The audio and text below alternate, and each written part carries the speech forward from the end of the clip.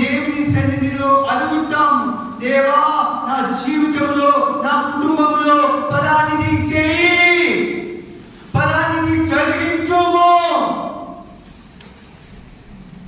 నా భార్యను మార్చుము, నా భర్తను మార్చుము, నా పిల్లలను మార్చుము.